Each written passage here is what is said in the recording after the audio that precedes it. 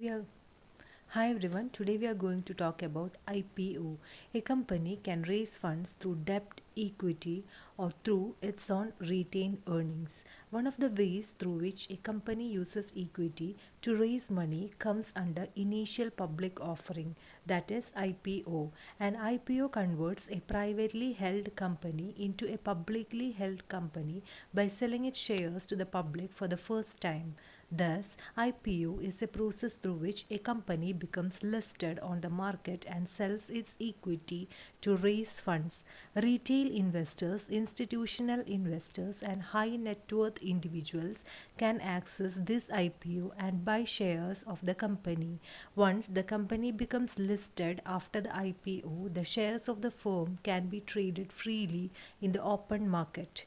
When you are in applying for an IPO, you cannot apply for any number of shares of your wish. You can only apply in lots for an IPO. The number of shares within a lot is determined by the company whose IPO is being rolled out.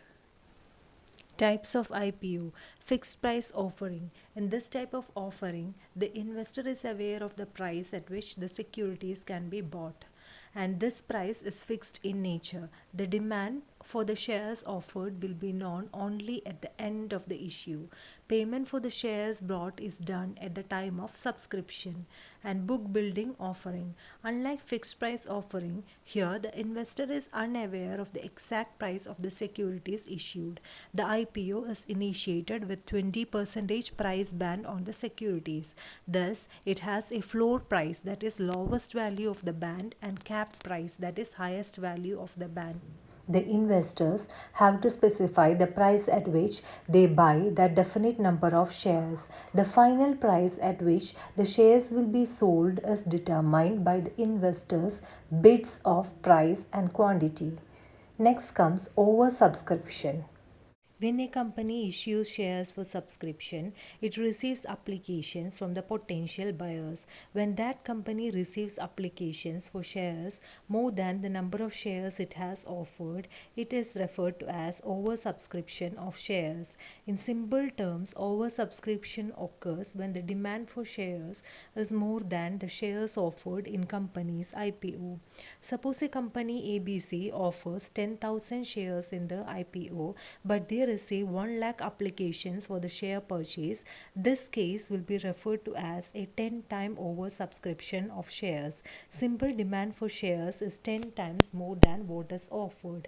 Under subscription, when a company receives applications for shares less than the number of shares it has offered, it is referred to as under subscription of shares. Thus, under subscription occurs when the demand for shares is less than the shares offered in the company's IPO. Suppose a company offers 10,000 shares but they receive 5,000 applications for share purchase, and this is called under subscription. In simple terms, under subscription signifies that the demand for shares is underwhelming and investors are not much keen towards the IPO of company XYZ.